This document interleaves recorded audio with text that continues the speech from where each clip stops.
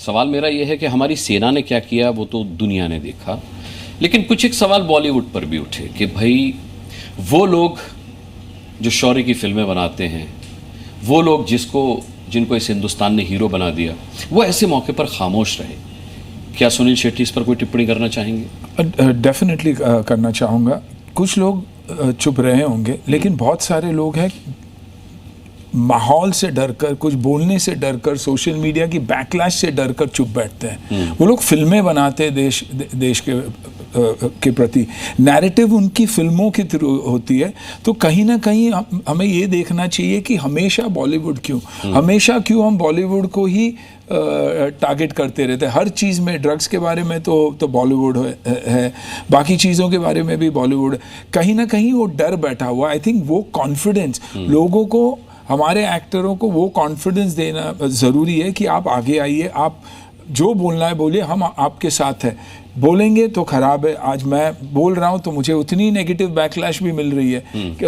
कितनी सारी गालियाँ मेरे टाइमलाइन पे। सुनील शेट्टी उससे थोड़ी डरते होंगे? नहीं, डरता बिल्कुल नहीं हूँ, इसीलिए तो थोड़ी टी शर्ट उठा के ऐसे कर देंगे तो मैं काश ऐसे होता तो, काश भाग जाएंगे वो लोग।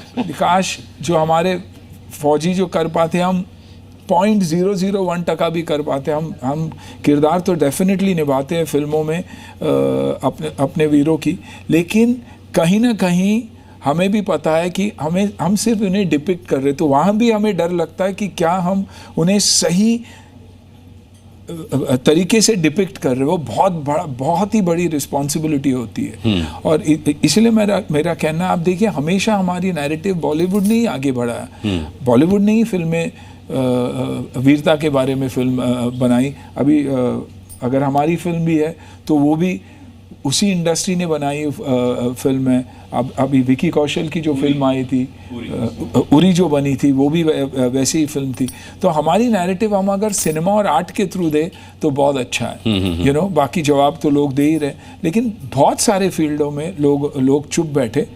यस, एक जॉइंट नैरेटिव होना चाहिए था, क्योंकि हमारी 140 करोड़ की लोगों की आबादी इतनी बड़ी और इतनी पावरफुल है कि अगर एक जॉइंट नैरेटिव होता तो दुनिया का नज़रिया कंप्लीटली अलग होता।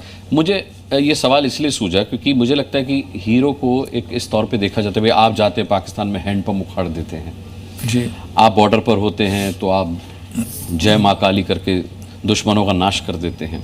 तो मुझे लगता है कि लोग एक्सपेक्ट करते हैं ऐसे वक्त में कि सुनील शेट्टी उठें और कुछ कहें, अक्षय कुमार उठें और कुछ कहें, सनी देओल उठें और कुछ कहें। मुझे लगता है कि आप लोगों का कुछ कहना बहुत बड़ा हौसला दे जाएगा किसी को। आपको नहीं लगता कि मतलब जब फिल्मों में लोग ताली बजाते रिलेट करते हैं आपसे, और ऐसे में वो आपको उसी भूमिका में देखते हैं जिस भूमिका में उन्होंने आपको फिल्म में देखा होता है, तो ये बहुत ज़रूरी है बोलना। इसलिए मैं अभी देखिए इंडस्ट्री के पॉइंट ऑफ व्यू से मैं बोल नहीं सकता, लेकिन मेरे पर्सनल पॉइंट ऑफ व्यू से मेरा स्टेटमेंट तो आई थिंक जिस दिन हुआ उसी दिन मैंने अपनी स्टेटमेंट और अपनी फीलिंग कह दी। इसलिए मैं फिल्मों भी वैसे ही करता हूँ, मेरा बर्ताव भी वैसा है और मैं सोचता भी वैसा ही हूँ। मुझे पता है कि मुझे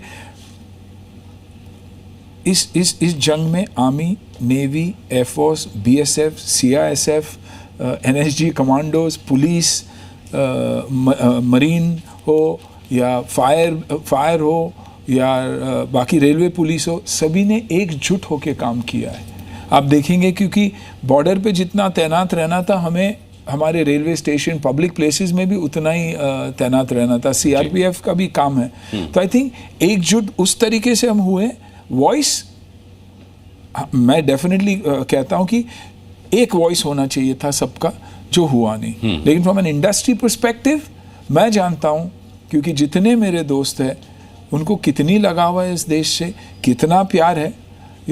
ऑफ कोर्स अगर मौका मिलता तो शायद बंदूक उठाकर भी हम बॉर्डर पे जाते, वो डर नहीं है, लेकिन हम वो नहीं कर सकते। तो हमें ये देखना है कि हम किस तरीके से अपनी देशभक्ति दिखाए, और वो आई थिंक हम सब में वो बात होनी चाहिए। और when it comes to the country and danger, it should be one voice, एक ही आवाज़ होनी चाहिए, और वो है, क्योंकि मैं मानता हूँ हमारा देश हमारी स्ट्रेंथ है। ऑलवेज करेज, ऑलवेज इंडिया, ऑलवेज इंडेटेड।